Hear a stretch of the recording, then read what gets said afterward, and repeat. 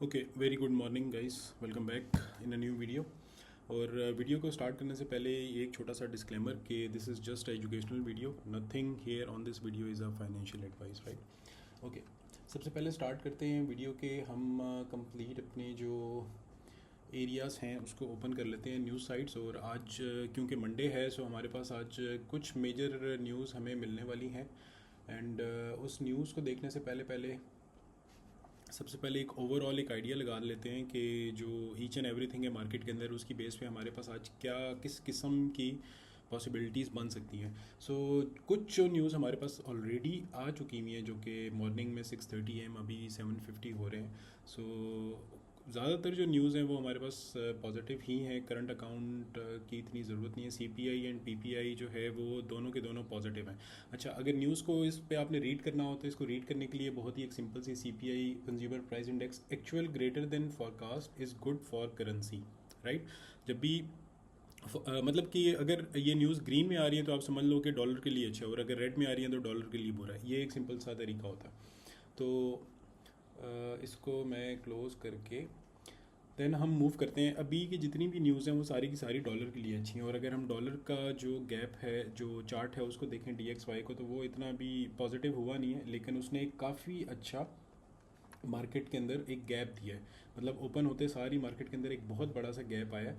और इस गैप का जो बेसिक मकसद होता है वो यही होता है कि एकदम से न्यूज़ फ़ौरन से अच्छी आ जाती है और मार्केट उठ जाती है ऊपर। ये बहुत ही सिंपल सी जो बात है। लेकिन अभी ओवरऑल अगर देखा जाए तो अभी आप कुछ भी नहीं कह सकते कि मार्केट के अंदर नेक्स्ट आने वाले टाइम फ्रेम में क्या होगा, बिकॉज वॉर सेक्टर है, वॉर टाइम फ्रेम्स चल रहे हैं। कुछ भी हो सकता है। एंड इसने काफ़ी अच्छा मतलब पुश दिया है टू दी अपसाइड। और इस पुश की वजह से अगर डॉलर इंडेक्स अगर ऊपर जाता है तो ऑब्वियसली क्रिप्टो मार्केट के अंदर काफ़ी एक आप कह सकते हो कि ये मोमेंटम थोड़ा सा ख़राब हो जाएगा। ये तो एक सबसे पहली चीज़ है। अच्छा, उसके बाद अगर हम दूसरी बाकी सारी न्यूज़ देखें, अभी भी कुछ न्यूज़ आने वाली हैं जो दोपहर के 2:30 बजे है। और उसके बाद मैक्सिमम जो अच्छी हमारे पास न्यूज़ हैं वो वेडनेसडे मार्च वाले दिन USD की न्यूज़ हैं सारी की सारी। इन न्यूज़ की बेस पे मार्केट में काफ़ी ज़्यादा मोमेंटम आगे पीछे होने के चांसेस हैं। लिक्विडिटी हीट मैप की अगर बात करें तो वो अभी स्टिल वहीं का वहीं जैसे कल था, जो कल 11 बजे। आइंदा मैं कोशिश करूँगा कि वीडियो में 9 बजे के करीब करीब ही अपलोड करूँ, ताकि जो अर्ली सेशंस हैं उसके अंदर अंदर ही हम लोग इसको देखें। जो लोग प्रॉपर मतलब इस फील्ड को ही अपना बनाना चाह रहे हैं डेली बेसिस पे, कि इस फील्ड को ही एज अ बिज़नेस अपना रख रहे हैं, तो उनके लिए भी फ़ायदा होगा। अभी तक की जो हमारी एक एक्चुअल एरियाज़ हैं वो 68,000 और उसके अलावा हमारे पास 64,000 के करीब करीब है। लेकिन मार्केट आपको प्रॉपर एक साइडवेज मोमेंटम में नज़र आ रही है। जब भी मार्केट इस तरह का साइडवेज मोमेंटम होता है ना, तो उसमें दो फेजेस होते हैं, या एकुमुलेशन होता है या डिस्ट्रीब्यूशन होता है। और बेसिकली उसके बाद मतलब होता है एकुमुलेशन फेज़ में क्या होता है कि मार्केट साइडवेज हो जाती है और उसके बाद या मार्केट फिर ऊपर जाती है या फिर मार्केट डिस्ट्रीब्यूशन में आ जाती है, नीचे जाती है। अभी मार्केट बिल्कुल साइडवेज है और मार्केट ऑलरेडी डाउन है। आगे आने वाले टाइम फ्रेम में हमें पता चलेगा। जो लोग भी ट्राई करें, मतलब जो स्पॉट वाले जो लॉन्ग टर्म होल्डिंग की बात करें, जब मार्केट 100 क्रॉस कर गई थी तो बहुत सारे ऐसे लोग हैं जिनको मौका नहीं मिला था ख़रीदने का। अब उनको मार्केट मौका देगी कि अब ठीक है, दोबारा से ख़रीद लो, 1 साल 2 साल 3 साल के बाद अब आप अपना पैसा जो है वो डबल कर सकते हो। सो एक फैक्टर इसमें ये है सिर्फ स्पॉट वालों के लिए। फ्यूचर्स वाले जो कि इसको ये ट्रेडिंग स्ट्रेटजीज इंडिकेटर्स इसको थोड़ी देर के लिए साइड पे करते हैं। और अगर मैं ओवरऑल आपको इधर से ही बता देता हूँ, अगर ओवरऑल सिर्फ ये देखें कि मार्केट में कितने % लोग बाइज और सेल्स में है, तो जो लॉन्ग की रेशो है वो 64% है डेली बेसिस पे, और शॉर्ट की रेशो 35.97 36% है। इसका मतलब सिर्फ और सिर्फ इतना सा होता है कि अगर ज़्यादातर मार्केट के अंदर लोग लॉन्ग करके बैठे हुए हैं तो मार्केट के नीचे गिरने के चांसेस ज़्यादा होते हैं। बिकॉज ये एक कॉन्सेप्ट है, जो कॉन्सेप्ट मैं किसी एक स्पेसिफिक वीडियो के अंदर प्रॉपर डिटेल से समझाऊंगा। और वो मैं पूरी एक सीरीज़ क्रिएट करूंगा जिसमें विद इन 100 डेज़ हम लोग कंप्लीट जो मार्केट का रोड मैप है उसको समझेंगे। उसके बाद जो नेक्स्ट करेंसी मीटर है, तो वो ऑब्वियसली के जो डॉलर है वो स्ट्रॉन्ग आज होना शुरू हो गया है, जिसकी मैंने आपको एक यहाँ पर DXY का चार्ट भी दिखाया था, जो कि काफ़ी अच्छा उसने मूव किया था टू दी अपसाइड। और ये इतना बड़ा इसने जो गैप ओपन किया है, ये बेसिकली उसी की वजह से है कि मार्केट के अंदर जो न्यूज़ हैं वो बुलिश आई और एकदम से मार्केट स्पाइक अप की है। आप ये इसकी एग्जांपल एक सिंपल सी होती है कि जैसे ही वॉर एरियाज़ या वॉर सेक्टर स्टार्ट हुआ तो गोल्ड की प्राइसेस में एकदम से इंक्रीज़ हुआ। ये जो फैक्टर्स होते हैं ये इसी वजह से डिपेंड मार्केट को मूव करता है। ओके, अब इन चीज़ों को ख़त्म करके हम स्ट्रेट अवे अपने चार्ट्स पे आ जाते हैं। और चार्ट्स की अगर मैं बात करूं तो इसका एक सिंपल सा, अगर बिटकॉइन की डोमिनेंस पे लेकर जाएं तो डोमिनेंस का भी हमें कोई इतना ख़ास फ़ायदा नहीं है, लेकिन ये भी एक साइडवेज मोमेंटम ही है on the 1 hour time frame. और अगर डोमिनेंस की भी अगर आप बात करो तो वो भी अपने एक कहीं ना कहीं एक अपने सपोर्ट के करीब ही खड़ी हुई है। सो यहाँ से अगर डोमिनेंस बिटकॉइन के ऊपर जाती है तो इसका मतलब ये है कि जो मार्केट के अंदर USDT का चार्ट अभी काफ़ी ऊपर गया हुआ है, जब वो USDT मार्केट से निकलना शुरू होगा तो वो ऑटोमेटिकली बिटकॉइन के अंदर इन्वेस्टमेंट्स आना स्टार्ट होंगी और बिटकॉइन की प्राइस ऊपर जाएगी। सो इस तरह के भी फैक्टर्स हैं अभी मार्केट के अंदर। नेक्स्ट अगर हम BTC की फ्यूचर्स चार्ट जो है उसको अगर देखें तो बिटकॉइन ने भी एक अपना काफ़ी गैप क्रिएट किया था। जैसे डॉलर ने गैप क्रिएट किया ऊपर की तरफ, मतलब कि उसके अंदर पैसा इन्वेस्ट हुआ, मतलब डॉलर जो है वो थोड़ा सा प्राइस में ऊपर गया। लेकिन जो बिटकॉइन का चार्ट है उसके अंदर हमारे पास एक गैप डाउन मिला है हमें। सो इसका मतलब ये होता है कि मार्केट में बहुत तेज़ी से सेलिंग आई है। अब मार्केट इसको नॉर्मली थोड़ा सा फिल अप करने की कोशिश करती है और उसके बाद फिर से वापस नीचे चली जाती है अगर इसने वाकई में नीचे जाना है, जो कि चांसेस हैं। सो अगर इस गैप की सिर्फ बात करें तो ये 68,200 के, और अभी मार्केट 66,600 पे है, तो तकरीबन 1.5% 2% का गैप बन रहा है। ऑलमोस्ट 68,260 के लगभग यहाँ तक 2% का ऑलमोस्ट गैप है। सो इसका मतलब है कि जो इस वीक का टारगेट होगा वो इस बेस पे भी हम लोग सेट कर सकते हैं। और 2% एक अच्छी अमाउंट होती है। अगर आपको एक वीक के अंदर 2-3% मिल रहा है तो वो बहुत अच्छी अमाउंट होती है। ओके, नेक्स्ट अगर टोटल मार्केट कैप की बात करें एक्सक्लूडिंग BTC एंड इथेरियम, तो वो जो कल हम लोगों ने बात की थी same to same as it is, वो उसी एक एरिया के अंदर ही खड़ा हुआ और अपनी एक सपोर्ट पे ही है। सो यहाँ से ये टोटल मार्केट कैप अगर उठना शुरू होगा तो ऑब्वियस है कि मार्केट के अंदर और अमाउंट आएगी और पैसा आएगा बिटकॉइंस एंड जो जितने भी ऑल्ट कॉइन्स हमारे या शिट कॉइन्स है उसके अंदर इन्वेस्टमेंट होगी, क्योंकि ये एक्सक्लूडिंग BTC एंड इथेरियम है। तो BTC इथेरियम के अलावा अगर ये चार्ट ऊपर जाना स्टार्ट होता है तो इसका मतलब है कि ऑल्ट कॉइन्स में रैली आएगी। और अभी भी अगर आप ये साइड पे देखो तो ये सारे के सारे जितने कॉइन्स हैं ये ऑटोमेटिकली अभी भी उठना स्टार्ट हो गए हैं। मतलब मिनिमम भी 1%, 0.5% तो सारी ऑलमोस्ट ऊपर जा रहे हैं। सो ये भी एक अच्छी डेवलपमेंट है। लेकिन मसला ये है कि इस टाइम फ्रेम में ये डेवलपमेंट होनी नहीं चाहिए। नॉर्मली ऐसा होता है कि जब भी मार्केट किसी इस तरह के टाइम फ्रेम में उठने की कोशिश करती है तो वो एक तरह का बुल ट्रैप होता है। और वहाँ से बुल ट्रैप का मतलब है कि हर बंदा महंगा ख़रीद के बैठ जाता है और उसके बाद मार्केट क्रैश करती है। सो ये इसको in simple words bull trap कहते हैं। प्रॉपर एक जब सीरीज स्टार्ट होगी तो उसके अंदर मैं प्रॉपर इसको एक्सप्लेन करूँगा कि ये कैसे होता है। US डॉलर इंडेक्स, वो मैंने आपको ऑलरेडी एक बता दिया कि डॉलर जो है वो अभी थोड़ा सा ऊपर जाने की कोशिश कर रहा है और ये जितना ऊपर जाएगा बेहतर है। ठीक है, डॉलर ऊपर जाता है वेल एंड गुड, लेकिन ये ब्लू लाइन इसकी एक रेजिस्टेंस भी है जहाँ से ये बार बार गिरा था। सो अभी दोबारा अगर गिरता है तो ऑब्वियस है कि थोड़ा सा बिटकॉइन के ऊपर जाने के चांसेस हैं। लेकिन जब तक ये ऊपर जाता जाएगा बिटकॉइन या साइडवेज रहेगा या गिरता जाएगा। सो USDT की डोमिनेंस के बारे में बात कर लेते हैं। और USDT की डोमिनेंस जो है वो भी अपने एक बिल्कुल एक अच्छे रेजिस्टेंस पॉइंट के करीब करीब खड़ी हुई है जहाँ से ये बार बार गिरी थी। एंड ये इसके अंदर एक आप समझ लो कि एक बुल ट्रैप आया था कि मार्केट USDT की डोमिनेंस और ऊपर अगर जा रही है, यहाँ से ऊपर जाना शुरू होती है तो लोग ज़्यादा से ज़्यादा शॉर्ट्स लगा कर बैठे हुए थे। जब उन्होंने शॉर्ट्स लगाना शुरू किया तो मार्केट एकदम से जंप कर गई और जितने भी थे वो सारे लिक्विडेट हो गए। सो ये सो ऑन सो फोर्थ, ये वाले जो प्लान्स हैं ये मनी मेकर्स बनाते हैं, रिटेल ट्रेडर्स फंसते हैं, सब फंसते हैं। सो इसी वजह से ये डेटा को मैं सारा डिस्कस कर रहा हूँ कि जब आप ट्रेड करते हो तो आप ऐसा नहीं है कि मतलब आपका लॉस नहीं होगा, लॉस होगा लेकिन लॉस को मिनिमाइज़ आप कर लोगे। ठीक है, और ऐसा भी नहीं होता कि प्रॉफिट बहुत ज़्यादा होगा, प्रॉफिट भी होगा, नहीं भी होगा, मिनिमाइज़ हो जाएगा।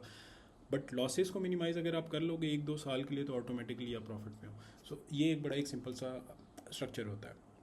मतलब अगर आपने बिज़नेस के अंदर, किसी भी बिज़नेस के अंदर जो आपकी एक इन्वेस्टेड कैपिटल है, अगर आप उस कैपिटल को बचा के चल रहे हो, बेशक आप ब्रेक इवन चल रहे हो, तो वो आपके लिए प्रॉफिट है। इसकी एक सिंपल सी एग्जांपल यही है कि अगर जैसे कई सारे जो बिज़नेस एनालिस्ट हैं वो कहते हैं कि अगर किसी बिज़नेस के अंदर अगर आप 2 साल या 3 साल तक लगातार पैसा इन्वेस्ट करते जा रहे हो तो वो बिज़नेस आपके लिए नहीं है। सो ये चीज़ आपको यहीं से पता चल जाएगी। सो नेक्स्ट चीज़ के बारे में बात करते हैं और वो ये चीज़ है कि जब ये यहाँ से यूएसडीटी की डोमिनेंस गिरना स्टार्ट होगी तो मार्केट ऑटोमेटिकली ऊपर जाना शुरू कर देगी। यूएसडीटी की डोमिनेंस का सिर्फ और सिर्फ इतना सा मतलब है कि एक हाथ में आपके पास नोट पड़ा हुआ है, फॉर एग्जांपल 100 रुपये का नोट पड़ा हुआ है और एक हाथ में आपके पास कॉइन्स हैं, तो आप क्या करोगे कि जब आप कॉइन्स को ख़रीदना शुरू कर दोगे तो इस हाथ से आपके पास नोट कम होना शुरू हो जाएंगे। लेकिन यहीं पे जब आप कॉइन्स को ज़्यादा बेचना शुरू कर दोगे तो आपके जो नोट्स हैं वो जो बीटीसी यूएसडीटी की डोमिनेंस है वो ऊपर जाना शुरू हो जाएगी। सो ये इसका एक सिंपल सा मतलब होता है कि जितना ज़्यादा लोगों के पास कैश पड़ा होगा यूएसडीटी की डोमिनेंस का चार्ट ऊपर जाता रहेगा, जितना ज़्यादा लोगों के पास कॉइन्स पड़े होंगे यूएसडीटी की डोमिनेंस का चार्ट नीचे आता रहेगा। ये इसको बिल्कुल एक तरह की एक पेपर करेंसी समझ लो कि अगर आपकी जेब में नोट्स पड़े हुए हैं, आपने किसी भी शॉप पे गए, आपने उसको नोट दिए तो आपको चीज़ मिल गई। वो चीज़ कुछ भी हो सकती है, वो बिटकॉइन, इथीरियम, सोलाना, एडा, कुछ भी हो सकता है। लेकिन इसी की दूसरी तरफ अगर आपने उसको बिटकॉइन दे दिया और उसने आपको नोट दे दिया तो इसका मतलब है आपके पास नोट ज़्यादा हो गए, मतलब यूएसडीटी की डोमिनेंस आपकी बढ़ गई। इसका एक सिंपल सा मतलब है। सो ये अभी अपने एक रेजिस्टेंस एरिया पे खड़ा हुआ है और अगर इस रेजिस्टेंस एरिया के बाद ये यहाँ तक भी आता है तो ऑलमोस्ट आप समझ लो कि ये कितने परसेंट का होगा, 5%। तो इसका मतलब है कि तकरीबन 10% बीटीसी की प्राइस में डिफरेंस आ जाएगा। ओके, बीटीसी की सबसे पहले बीटीसी की प्राइस की बात कर लेते हैं। और बीटीसी जो है इस टाइम पे एक नई ट्रेड, कल वाली ट्रेड में थोड़ा सा मसला ये हुआ कि जब मार्केट ने काफ़ी अच्छा इधर नीचे की तरफ ब्रेक डाउन दे रही थी, मतलब इस सपोर्ट को तोड़ने की कोशिश कर रही थी, और ये वाली ट्रेड जो है ये पिछले 3 दिन से मैं आपको बता रहा हूँ, आज की बल्कि तीसरी वीडियो है, तो मतलब 2 दिन से मैं आपको बता रहा हूँ।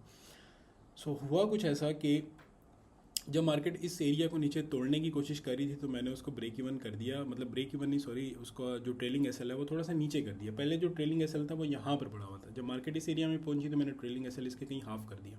अब ट्रेलिंग एसएल मैंने रखा था 68,000 पे, एग्जैक्टली इस पॉइंट पे, और ये 68,150 पे गई और ट्रेलिंग एसएल हिट करके उसके बाद मार्केट दोबारा से नीचे चली गई। सो यहाँ पर ये थोड़ा सा एक इशू ये बना कि मैं यहाँ पर प्रॉफिट ले सकता था, ऑब्वियस है कि 65,000 66,000 2% एक एडिशनल प्रॉफिट था, मैं ले सकता था। लेकिन लेने की ना वजह ये थी कि जो मेरा एक्चुअल में प्रॉफिट टारगेट था वो यहाँ पर नहीं था, बल्कि वो मेरा टारगेट यहाँ तक था, 63,000 तक। अगर आप पिछली वीडियोस देखोगे तो ये मैंने प्रॉपर एक प्रॉफिट टारगेट लगाया हुआ था, बट वैसा नहीं हो सका। होता है, ऐसा भी होता है कि आप जो चाह रहे होते हो वो नहीं मिलता। लेकिन अभी भी जो हमने कैप्चर किया है वो भी कोई कम नहीं है, 3.8 का रेशो है। 3.8 का एक सिंपल सा मतलब यही बनता है कि फॉर एग्जांपल अगर आप रेडी हो रिस्क $100 करने के लिए तो आप उसके रिवॉर्ड में $380 का प्रॉफिट बना लोगे।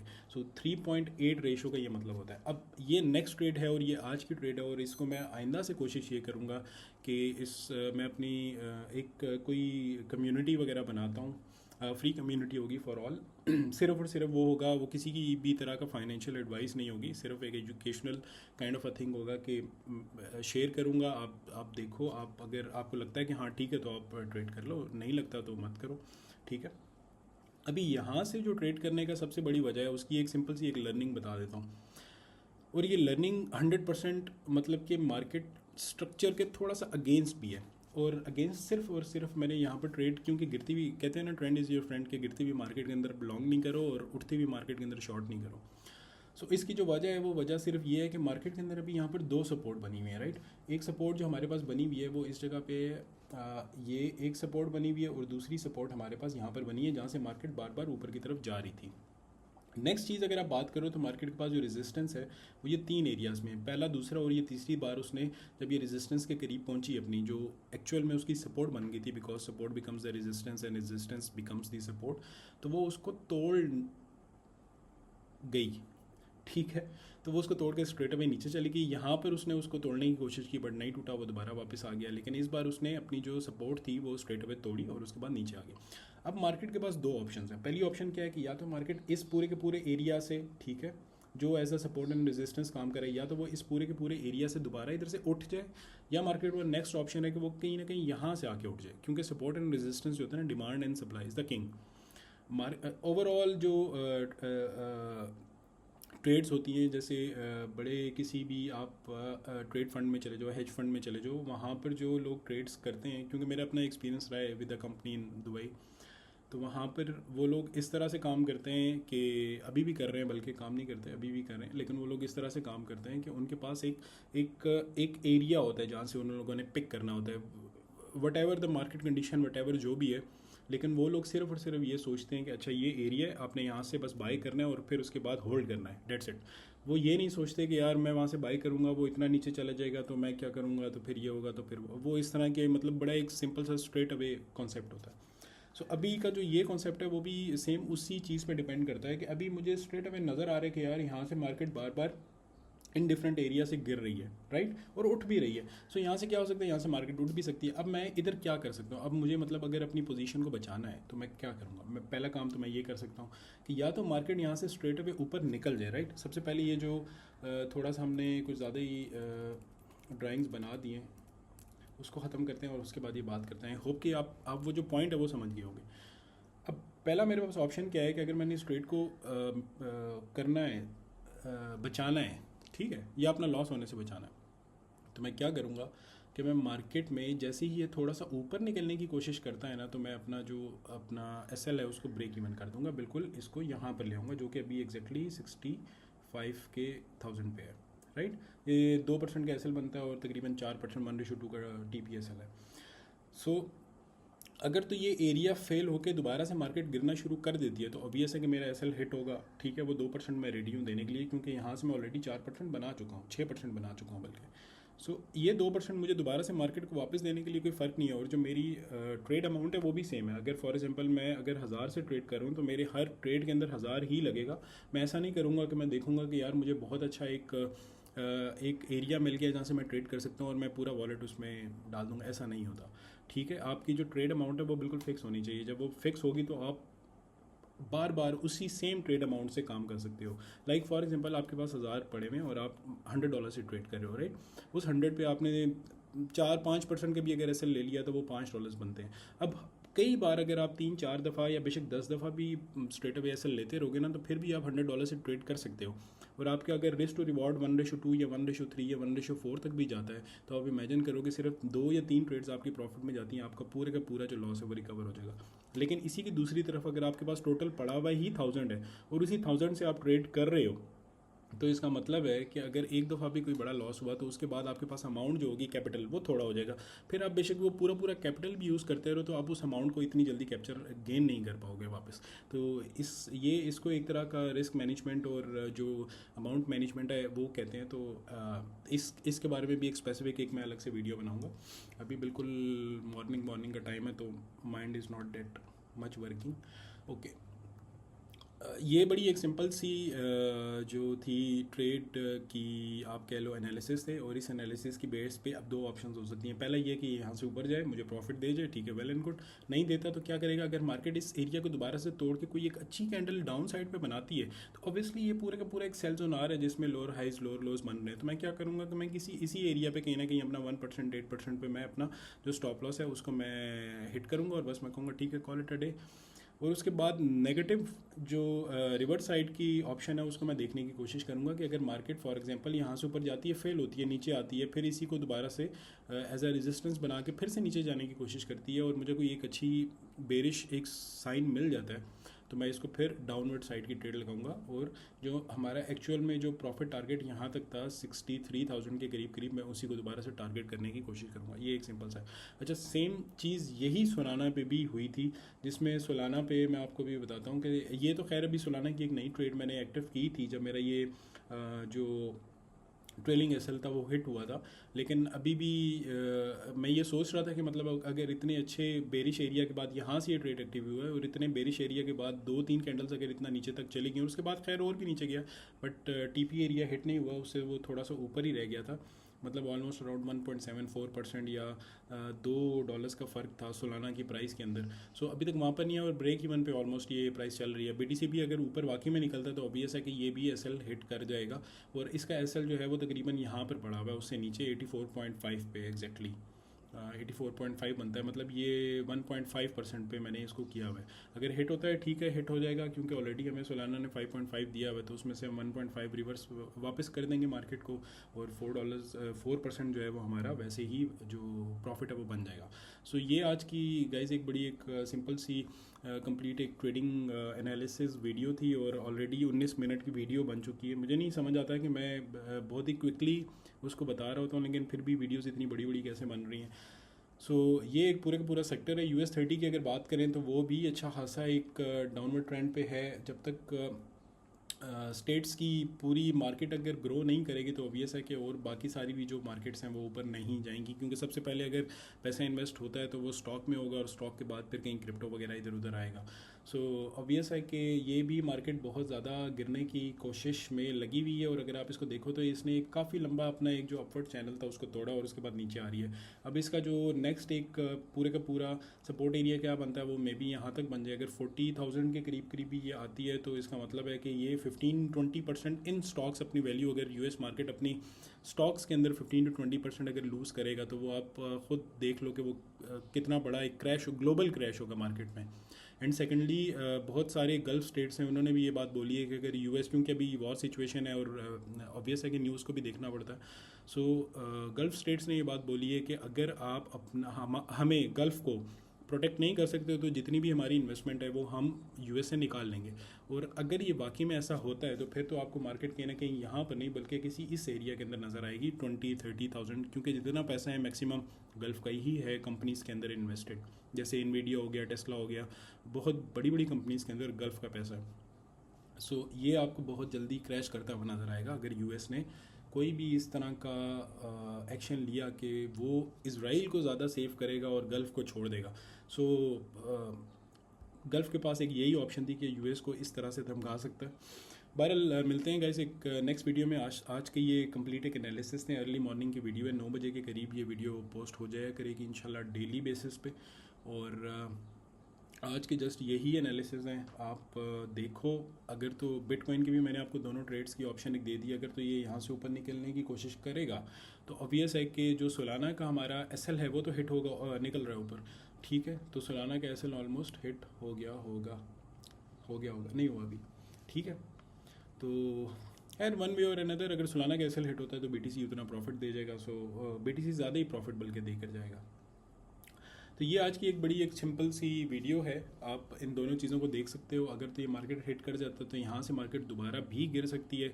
वो टाइमली मैं कोशिश यही करूँगा कि एक कोई व्हाट्सएप चैनल या कुछ समथिंग इस तरह का बना दूँ ताकि टाइमली उस पर जो पोस्ट हैं वो डाली जा सकें। सो मिलते हैं एक नेक्स्ट वीडियो के अंदर, तब तक के लिए अल्लाह हाफ़िज़।